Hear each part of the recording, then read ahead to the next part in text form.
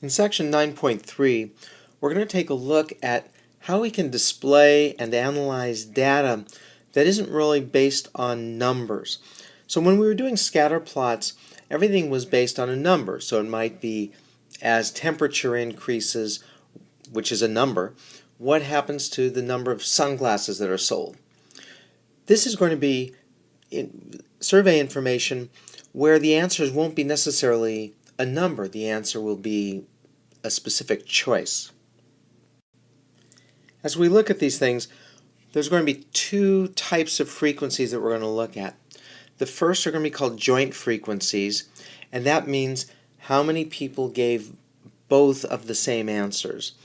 And then there are going to be marginal frequencies, which are where we're going to actually be working with totals who are giving one specific answer.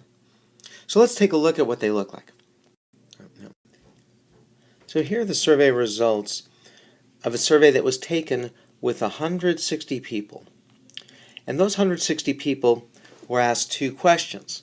The first is, do you like skateboards? Yes or no? The second question was, do you like snowmobiles?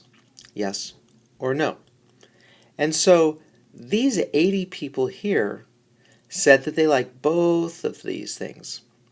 And so that's what's called a joint frequency, that 80 people gave this answer and this answer. These 25 people also said that they like snowmobiles, but they don't like skateboards. That still is a joint frequency. And so what you'll see is that you'll have columns and you'll have rows. And for each of those columns and rows, you can add up the answers and get a total. And that total is called the marginal frequency. So, because those are in the margins. So 105 is the marginal frequency of people who like snowmobiles, period. Doesn't matter how they feel about skateboards. This is 105 people like snowmobiles. Now, if you look at this, 125 people like skateboards. And it doesn't matter how they feel about snowmobiles. That's again the marginal frequency of the people who like skateboards, regardless of the snowmobiles. So these are the marginal frequencies, and then each of these will be a joint frequency, and the total, this 160, way down here, that total isn't really going to be a frequency because that's how many people there were altogether. It's not telling us anything about people's preferences. Later on, when we get to probability, we're going to use this to ask questions or answer questions like, what's the probability that someone will like skateboards but not like snowboards? But that'll be for later. Right now, I just want you to focus on understanding the difference between marginal frequencies and the joint frequencies, and also understanding that when you add the totals up from the bottom, from the columns, and the totals from the rows, you can double check your work because you should get the same answer. Either way, if we add those up or we add those up, we should be getting 160 if we've calculated correctly, if we've recorded our data correctly. Here's another example of a two-way table. This time it's looking at information about patients at two different hospitals and looking at how many people at each hospital died, I'm sorry to say, and how many people survived. And there's certainly no middle ground here. If you look at these marginal frequencies here, this is telling us that Hospital A is a much larger hospital than Hospital B, so therefore it's going to be difficult to just simply look at the numbers and see which hospital does better by its patients because the numbers are so different, right? They're so much larger. So what we do is we use the two-way table in order to figure it out. So again, if you look at the joint frequencies, that means there's 63 people who were patients at Hospital A and unfortunately died. However, there were another 2,037 people who also were patients at Hospital A but survived. So we would use this information to figure out the percentages, because since the numbers are so different, it's hard to tell exactly which hospital is having a higher success rate with their patients. So I'm going to take a look at this one to begin with, and we're going to say Hospital A had 63 out of 2,100. So I'm going to write that as a fraction for you. That's 63 out of 2,100. And if we simplify that down, we can divide both of those numbers by 21, and therefore we're going to end up with 3 over 100, which makes a nice, easy, very easy 3%. So this tells us by using the joint frequency and the marginal frequency, we can find out how they did. At the same time, we can look at the other hospital, Hospital B, and say, okay, for them, 16 out of 800 died. We can divide both of those actually by 16,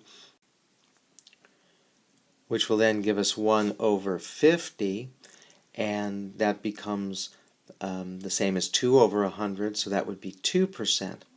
So from that information, we can see that Hospital B does have a slightly better success record because a lower percentage of their patients died.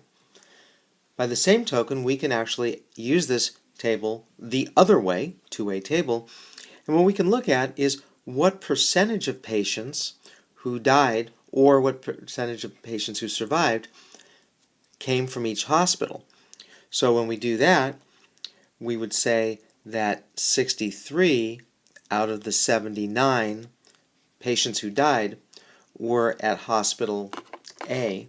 And so when we work that out, which isn't as easy because you can't divide 63 or 79 by the same number, but when we work that out, we're going to get roughly 79.7% of those patients were at Hospital A. So the question we want to ask is, how does that compare to the percentage of the overall patients that were at Hospital A? Now we can simplify that down because those are both hundreds. We can say that that's 21 over 29 and just cancel out the two hundreds. And when we work that out, we're going to get about 72.4%. So what that tells us is that 72.4% of all the patients in the study, right, all 2,900 of them, 72.4% were in Hospital A. However, 79.7% of the patients who died were at Hospital A. So therefore, we would look at that and say, you know, what we'd really like to see is that the percentage of patients who died at the hospital are equal to or lower than this, which is probably the case for Hospital B. So again, that's one of the great things about these two-way tables, is that it really lets us analyze survey information in two different ways. We can look at it in terms of, at a given hospital, what percentage of the patients are dying, what percentage are surviving, or we can look at it the other way and say, well, of the patients who died, what percentage of them came from each hospital, and is that okay? Is that number okay? In other words, does that number match the marginal frequencies right here, the percentages of the total? Now this last table is larger, but it's still considered a two-way table because for each of these joint frequencies that we have here, they're giving us two pieces of information. So this is telling me right here that, like, if I'll just take this one in the middle. This is telling me that there are 28 students who really think that math or science are their favorite subject, and they also are in 7th grade. So that's a joint data point right there. If we look at any of these other numbers here in the middle, all these different joint frequencies, those are going to tell us again, two pieces of information. If I look at, I'll take the smallest one right here, that there are 14 students who are saying that their favorite subject is something other than English, math, or science, and they also are in 7th grade. If I want to find things out in terms of totals, then that's going to give me the marginal frequencies, and those are these numbers right here, where you can look at it, that if I want to look at it by favorite subject, I can tell that the largest number of students said that math or science were their favorite subject, and that's, of course, 2 subjects there. And we can say, well, history and English were pretty close. The other subjects, presumably presumably PE, maybe the arts, recess doesn't count, this would be much smaller than that. And that altogether, we had 298 students who were answering, who got asked the question. If I want to compare different grade levels, then I look at these other marginal frequencies. And I'd say, well, there were 116 7th graders asked the question altogether, but far more 8th graders were asked the question. So again, what I've put in red for you are the marginal frequencies.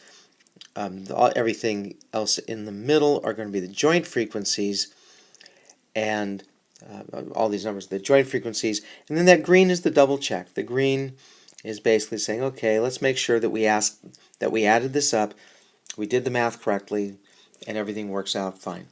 So again, this is considered, even though there are more boxes, this is considered a two-way table because each of these boxes goes 2 different directions. It gives you a subject, and it also gives you a grade level. So again, each joint frequency goes 2 ways. So that's it for this section. So again, do the assigned problems, check your answers, be sure to ask any questions that you have before you move on to section 9.4.